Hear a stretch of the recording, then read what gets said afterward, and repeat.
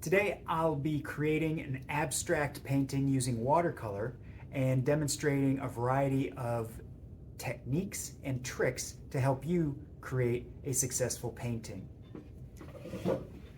The first thing that we need to do is attach our paper to a board. So I have a board here, and here is my watercolor paper. If you look very closely at your watercolor paper, you'll notice that one side is a little bit rough and one side is a little bit smooth. I like to work on the rougher side.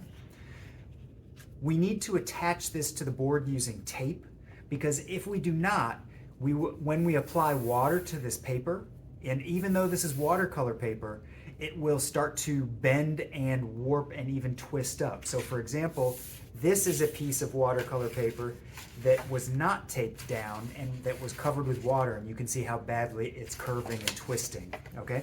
So what we need to do is tape this down. Now, we're gonna be using masking tape to tape this down, and there's a variety of tricks to using the tape to tape down your watercolor paper. If you use it straight off the roll, this will rip the paper, okay? Even though this is a heavier paper, it will still rip the paper. So there's a variety of tricks you can use to do this. Now first, what I'm going to do is I'm going to measure out my tape roughly, not exactly, but roughly. I want to make sure it extends over the sides, and then I'm going to tear it, okay? Now before I apply this to the paper, I want to take this and what I'm going to do is I'm going to take the tape, and you won't be able to see this off camera, but I am touching my clothing with the tape, okay? And what this does is it makes the tape just a little bit less sticky. Now when you're taping it down, you want to try and have a straight edge. You can see through the tape a little bit. Hopefully you can see that on camera. And then I'm just going to go ahead and smooth that down, and I'm going to press it down a little bit harder on the board than on the paper, okay? We're going to do this 3 more times. I'm going to do the top next. I already did the bottom. I'm going to put the tape on my pants or my shirt or sweater about 3 or 4 times. Then I'm going to try and make sure that it's straight, that I'm covering an equal amount of paper at both ends. And then I'm going to press it down with my fingers on the board, not the paper so much. It'll stick to the paper easier, but you do need to stick it down to the board a little bit extra. And you want to make sure you smooth out the paper before you put the tape down so that it's nice and flat. If it's not nice and flat, take the tape off, try it again, okay? So again, de-stick the tape a little bit by touching your clothing with it. Make sure the paper is down nice and flat, and then try and make sure your edge is nice and straight, and then press it down extra hard on the board, not on the paper, okay? Again, the reason we're de-sticking it is because if we don't, it will rip off some of the paper. Now, even though that's on the border or the edge, it's still very easily to rip too much of the paper and to damage your painting, okay? So this is a more professional technique, okay? And if you do it correctly, your paper should be nice and flat. Now, it will still start to get a little bit wavy if you apply a lot of water.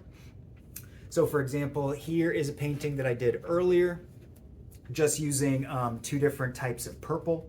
And you can see that it's sticking up just a little bit in spots, but I can stick that down later. There are other techniques for getting the tape to stay down and for trying to avoid to damage your paper, but I find that this is the easiest way to do it, okay? So you can always just stick it down a little bit more, but as it gets a little wavier, it does start to resist a little bit. And then here is another painting that I did earlier, okay? And to do both of these, I used a technique called a wet on wet, meaning I applied water and then added pigment directly onto the paper. So the pigment is here in my watercolor well, in my watercolor palette. In the well here is where I'm going to be mixing any colors. I have my bucket of water with a nice wide or large round brush. This is going to be great for covering my surface with water, because I'm going to apply the pigment from the watercolor directly to the paper, okay? It's also a good idea to have a paper towel to dry your brush on, or in case you have an emergency and you need to clean up something and dab up some water or some paint, you want to have a paper towel. And then I have a range of additional tools that can give you sort of interesting interesting effects. So I have some rubbing alcohol with a straw. I have a cup with some salt in it. I have some white crayons for doing wax resist, some saran wrap, which will give you an interesting texture if you apply it to the wet paint. I also have some watercolor pencils, and then I have a color wheel here. So for my abstract painting, I want to demonstrate a color harmony. So I could do something monochromatic. I could just pick one color, for example, and just do lighter and darker shades, tints, and tones of that single color. I could do a color complement. Now, I'm liking the idea of using purple, as you saw in my other two examples, because I think purple is a color of creativity, and it's one of my favorite colors. So if I wanted to do complements, I would do yellow and purple, and that, in fact, is what I'm thinking about doing in this composition. I put down the purple first, and then I'm going to go over it in yellow. You could do it the opposite way, and maybe I should have, but it's fun to sort of experiment and try different things. In this case, however, I want to do something a little bit more technical, and I want to do a split complementary. So instead of going directly across, I'm going to do some purple on one side, so that color should show up okay on video. And then instead of going straight across, it splits and creates a Y shape. Okay, so I'm going to be using some yellow-orange and some yellow-green. And fortunately, my palette, I have some yellow-green, and I do have some yellow-orange, okay? So I'm going to be using purple, yellow-orange, and yellow-green for my composition, which started with purple, again, because I thought that was not just a color that I like, but it's also a color that I feel like has some meaning for me, because many people, not everyone, but some people associate purple with feelings of creativity, okay? Now, you might have a different color for creativity. In that case, maybe you want to use that one. But choose at least one color that's meaningful to you. Maybe it has something to do with your personality. And then try to come up with a color harmony or a color scheme that utilizes that color. So right now, it looks like I'm painting, but I'm not. I'm actually just adding water to the surface of my paper. Now, if you're going to do a wet and wet on wet technique, which is one that I think is really fun to do with watercolor, you do want to work fairly quickly. And because we're doing abstract painting, I'm not trying to make something that looks, represent something from real life or that looks realistic. So I am not too worried about where the paint is going to go. I'm just going to sort of free paint and just kind of let things happen. And just kind of have fun with it, okay? So the first thing I'm doing is putting down some water, and you can see already that I can see that the paper is starting to get a little bit wavy, but the tape is holding it down for the time being, okay? Now, when you're doing a wet on wet technique, you want to apply the pigment or the color quickly. So I'm gonna be using this purple right here, which has just a little bit of blue in it, so it's blue purple, we could say, or blue violet. And there is a difference between purple and violet, but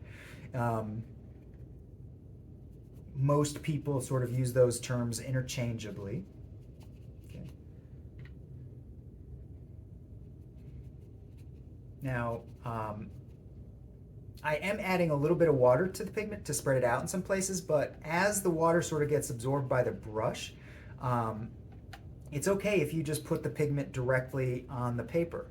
And so that means what I'm doing is I'm just gently rubbing the brush against the pigment that's in the water in the pan right there in my palette. And I want to sort of create a variety of different types of marks. You can see that some of them are starting to bleed and get a little cloudier around the edge. And so I want to sort of do a little mixture of maybe some thin lines, see what happens with those, and then do some larger, cloudier areas. And some things I might go back in and sort of outline. I know that outline's not going to stay really clean because there's water already down on the paper, so this is going to spread out. But it's just kind of fun to sort of try different things with the watercolor. You know, you don't want to be boring, and since you don't necessarily have a ton of watercolor experience, why not try a bunch of different things? You're going to rely a lot on instinct. Okay, but for your color choices, again, I'm asking you to demonstrate your knowledge of a color scheme or a color harmony, okay? So as I mentioned, I'm trying to do a split complementary, so I'm going to be adding these colors later, but first I'm just going to put down a little bit of my purple, and I do have a little bit of a blue-violet. So technically I could kind of turn my dial and get a different couple of colors over here, but I'm just going to stick with the purple. And let me go over here and get the regular violet and mix a little bit of that in there, and that just looks lovely. You know, the color schemes are not meant to be like a prison, like that you can't add anything else other than those. But again, you do want to demonstrate fairly clearly that you have knowledge of these color schemes. So I'm definitely going to add that yellow-green and that yellow-orange later. But I want to get something started on here so that I can show you some of the techniques, okay? So when are you done? Well, that's hard to say. Some people might like leaving some of the white paper there, but I think honestly most people who leave white on their watercolor paper are probably just not doing enough. You can create sort of interesting negative space shapes, meaning empty spaces with leaving white. But for me, the fun of doing watercolor is doing a lot of layering. So you're going to be keeping your painting attached to the board for quite some time actually, and you're going to let the painting dry. We do have some hair dryers that folks can use to sort of push the paint around and to dry it out. And another fun thing you can do while you're painting is you can sort of control the flow of the paint by moving the board, by picking it up and turning it in a certain direction. Now, drips are kind of overdone, okay? So instead of just putting it vertically and leaving it in or next to the sink, you don't want to do this on the counter because I don't want a bunch of watercolor collecting on the sink, but you could put it in the sink or next to the sink or just temporarily to let it dry off. But I kind of want to control the paint so it's collecting in some areas, and I'm sort of liking the way that that's looking right now.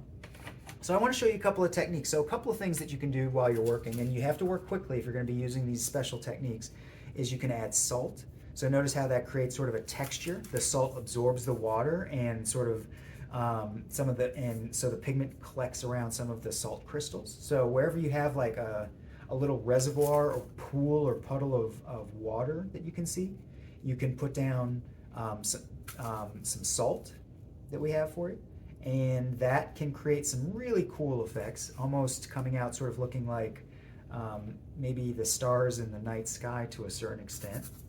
Okay, some other things, and I'm going to go a little crazy on this because I want to show you all these fun things you can play with. You can do a wax resist. So I'm going to put down some wax in some places. It's white, so you're not going to see it until I paint over it, okay? And so you could put secret messages in your painting, different designs and shapes into your painting, or just sort of get a little expressive and just sort of scribble and fill in areas. And wherever I leave that wax, you're not going to see the paint cover that because wax and water are going to resist. So for example, right here, I was putting some wax down, and you can see that the wax resists the paint, and so it starts to, you see white coming up through where I was just coloring. And if I had a hairdryer right now, that would sound awful on video, but if I was spraying this with a hairdryer, you'd see even more of the wax coming up where I just was. So again, I put some wax right here, and if I go back in with my pigment, you'll see that it doesn't want to get covered up. Now, if you add enough pigment, it will cover it up a little bit, but it generally wants to resist the water, so it moves the water away wherever you put the wax, okay? Some other things that you can do is put down a little bit of saran wrap, so this clear plastic wrap. You don't need very much for this. Just tear off a little piece, and you can kind of crunch it up, bundle it up a little bit, and then just kind of lay it down flat. And right there, you're seeing some really neat little textures forming up. See all those like little cracks and fissures that are showing up? So that's kind of neat. I like that. And then we also have some rubbing alcohol. So you take a straw, hold it with your finger, okay, and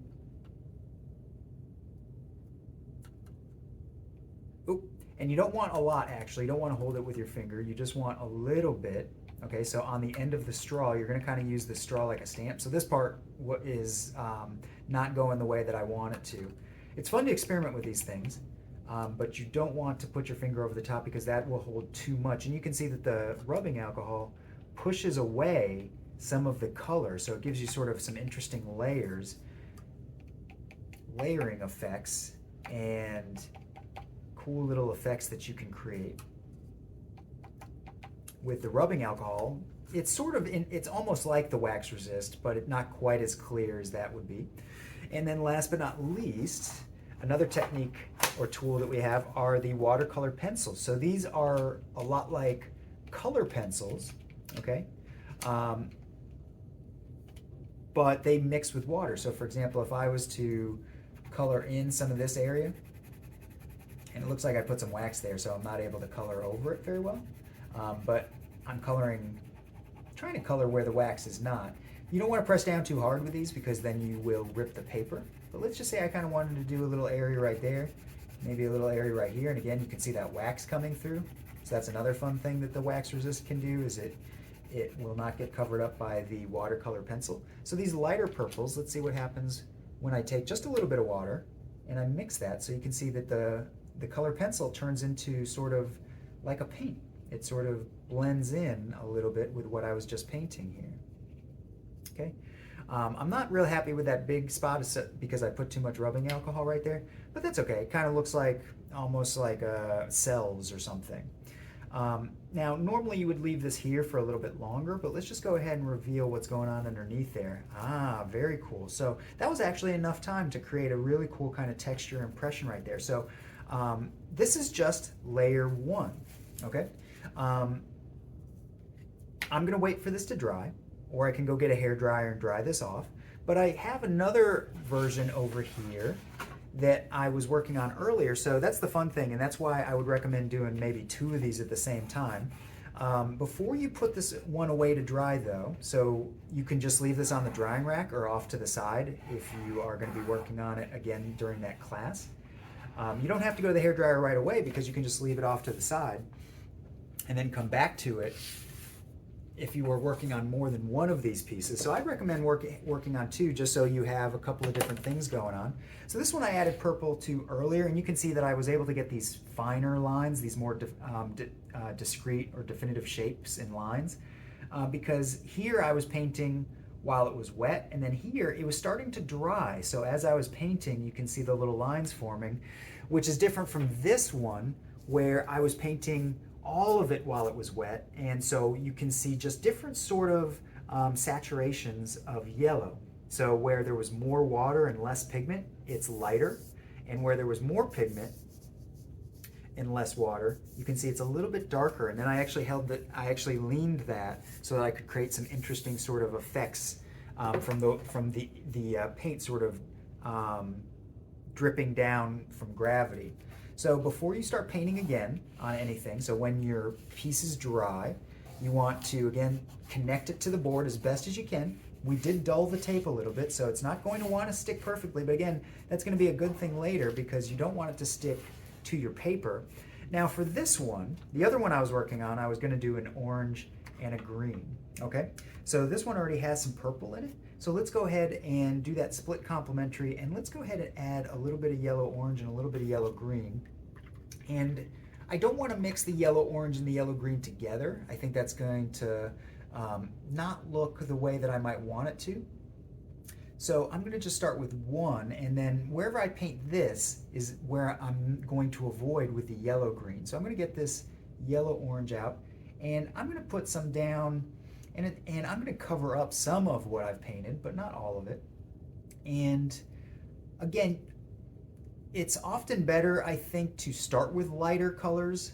Say, for example, your oranges, your yellows, and then go over them with darker colors. But it's also a good thing to experiment. So you might like the way it looks when you do it this way, but you might not. I don't want to go over this too much because, as you can see, some of the purple is getting reactivated, meaning it's starting to blend in. So I don't want too much of that. I don't think I'll be happy with the way that looks when they mix, okay? But I did want to show you just doing some of the layering. So I'm not going to cover up too much of the purple. I'm mainly going to be putting this yellow orange into some of the spots that are still white, okay? So this is what I would call layer 2. And I would do multiple layers, many layers of colors over on top of each other. I am liking how this looks when the yellow orange is just very light and pale up against that sort of cloudy area. That looks really cool to me. So I think I'm going to go with that and desaturate some of my yellow orange by adding more water to it and picking up some of the yellow orange with my brush. Yeah, I think that looks really nice when it's less saturated. Okay, so it's close. It almost kind of looks a little bit closer to the yellow side, but it's a very warm yellow because of that orange that's mixed in, right? And I'm not necessarily going to finish this painting on video, but I do want to just kind of show you adding these different effects. So you do have to work fairly quickly, but you do want to be mindful of what's wet and what's dry. So this is all going to be wet right now, right? So if I paint my green next to that, they're probably going to mix a little bit, aren't they? So I could, but that might be okay. Maybe that's not going to be so bad. Maybe them mixing a little bit won't be too bad. I think this green that I'm putting down right now, so I'm not doing a wet on wet right now. I'm doing closer to a wet on dry because the purple has dried a little bit. But with watercolor, whenever you add water, it'll reactivate, meaning it'll come back to life. You know, it's like one of those plants that exists in the desert, but then like when it rains, it gets enough water to come back to life and live again for another year. And one thing you want to notice is the value or the saturation of the colors that you're using. So I haven't been doing much mixing. I could certainly mix over here by adding some of this yellow green, right? And then going in, washing my brush real well, and then maybe adding a little bit of this yellow to it to lighten it up even more, to make an even more yellow green, right? So I do want to show you some of the mixing. But I think I like these colors more. Ooh, I like that, how those blend together, so I'm glad I did that. So you definitely want to be playful. You want to experiment. You want to try things and see if they work. The worst end of the world, the worst thing that could happen is that you end up with a bad painting, and that's really not a big deal. We're going to do a few of these, and I really like that transition from the more the greener yellow green to the more yellow green. That looks really cool to me. I think I want to put some of that in here too. I also like it that it's not very saturated, so it's very light. It's mostly water, just a little bit of color, and I think that's working really well for me so far. Okay, I'm going to keep using some of this yellow green, some of this yellow green that I mixed a little bit more yellow into, and let's fill in some of this area. You don't have to. You're not trying to paint in the lines or anything. Like, you can paint a little bit over the colors. You can paint a lot over the color you already have on there. You know, again, the worst thing that happens is you get a couple colors together mixing that you don't like that much, and what's the harm in that, really? You know, this isn't heart surgery. You're not going to kill anybody. Just a lot of fun, sort of seeing what the colors do, living and learning. You know. What you do on one painting, you don't want to do on the other painting necessarily, unless you really like how it's going. And let's go ahead and get some more of that yellow-orange in here. Okay. And in fact, I could do the same thing I was doing there, which is adding a little bit more yellow to it. Okay, you want to wash your brush off real good. Make sure your water's clean. My water's getting pretty dirty, so I got to wash this out pretty soon. And now I've made a slightly more yellow-orange. Okay, and that'll mix with the green. And even if the colors mix together a little bit and you're not happy with it, it'll still probably look pretty aesthetically pleasing if you're using one of the color harmonies. So for example, again, I'm doing that split complementary, so it's a Y, so it goes from purple, which I have back here, or violet, to yellow orange and yellow green. So those are the colors that I'm using. I chose the purple again because I have a connection with that color. Amethyst happens to be my birthstone. I don't find any particular meaning in that, but I've just sort of, I've got several amethysts that people have given me and that I've gotten over the years. So I sort of have that connection to it. But then in color psychology, oftentimes folks will associate purple with feelings of creativity. It has been a royal color associated with royalty in several cultures. I don't particularly identify that way, but I do think that's a kind of a fun thing. You know, if you like the Joker or perhaps Prince, the musician, you know, those characters have a lot of purple. So, and these are sort of vaguely Joker colors, aren't they? So I bet the Joker is probably like from Batman. I bet he's probably a split complementary type of guy, or he might represent a split complementary, or at least some versions of him. Lots of different versions. And again, don't forget about these other tricks that you have. So for example, while it's wet, you know, you can mix in a little bit of salt, get some of those effects going in there. You can lighten by adding water, okay? And play with all of these different tools that you have at your disposal, okay? So I could go over this maybe with another layer when it's dry, and I might do that. I've still got my other paintings that I want to work on. But this, I could see myself going over this in a little more purple. So I think I might do that as well, but I'll probably save most of that for later. There's some areas that I could add some like sort of depth to kind of create like more of a sense of levels by adding more layers of purple in some spots and painting over things that I've already done, right? And so it's not just, watercolor and abstract painting in general isn't just like a one and done. Like you don't just cover an area and then like call it quits.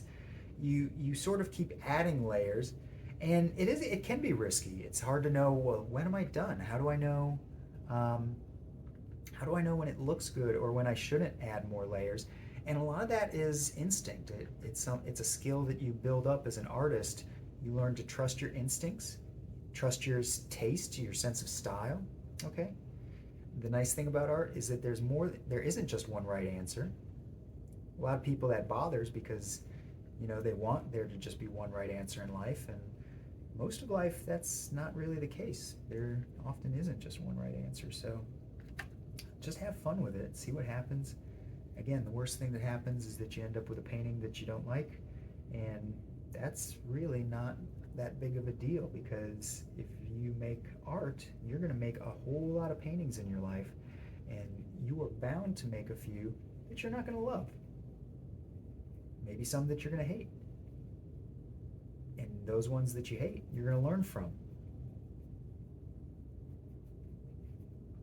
So I'm really digging this. I'm liking these layers. I'm liking seeing some of these brush strokes. Those are going to blend in though because of the wetness around here. I feel like I could go over this maybe with another layer of maybe the yellow-orange, kind of keep mixing some of these things together, but this video, I don't intend to finish a painting in it because that would be quite a long video. But I just wanted to introduce you to some of these techniques and give you a chance to see what I would do. So I'm going to let this dry on the board. I'm going to put this on the drying rack and let it dry. Now keep in mind the drying rack leans, so if you put this heat on the drying rack before it's dry, you can expect some unpredictable results. Maybe some results that you don't want, because again, remember, you can sort of push the water around in different directions. And adding salt will give you some textures, but it won't necessarily just dry up all the water, right? It can give you some interesting effects. So you might want to hit this with I would hit this with a hairdryer before I was done with it, before I was ready to put it up on the drying rack, okay? Ideally, we'd have flat storage for watercolor paintings, but we have a drying rack and we're grateful to have that, which is better than nothing. Now at the end, once this is dried, we'll pull off the tape. And I will show you on this painting what that looks like when you remove the tape. So when you're removing the tape, you don't want to pull straight up. You want to pull at a 90-degree angle. And if you did it correctly, okay, so pull at that 90-degree angle, you're going to see a little triangle or diagonal line right there. You're going to see a nice clean edge. That's very attractive to artists. That's preferable. because then when you're matting, meaning putting a border, a thick paper border around your painting, if you were to frame it, you would put a thick border called a mat, and it would cover that lip, that border of the paper. It's called a lip. It would go over that, and that's what the painting would attach to, and then that's what would go in the frame behind the glass. Okay, so you can see that I was able to pull that tape off real easily, real cleanly. I didn't rip any of the paper, and I've got a nice clean border there that looks really attractive just on its own, but is ready for adding a mat to or framing. So you can see the same thing happening this side. Again, you pull it at a 90-degree angle, and if you pull smoothly and carefully, you shouldn't take any paper with you. All right, so when you're all done doing that on all four sides, you're going to see that very nice clean border, and then you're just going to throw away that tape because you don't need that tape. You're not going to use it again. All right, and I am really psyched about how these are turning out. I can't wait to work on them some more, and then when I'm done with it, I'm going to scan this into the computer so that I can use this as part of my digital, as a layer in my digital work. All right. So this I need to wash off. I don't want to leave that color there because when I close it, right, it'll get into these colors. So I got to wash this off in the sink. I have to wash my brushes real carefully, put them back in the brush cups, and then I have to dump out this dirty water and rinse this bucket out, okay? All the other supplies go back to where I found them, and that is it. Thanks so much for watching. I hope you learned something. Let me know if you have any questions. Take care.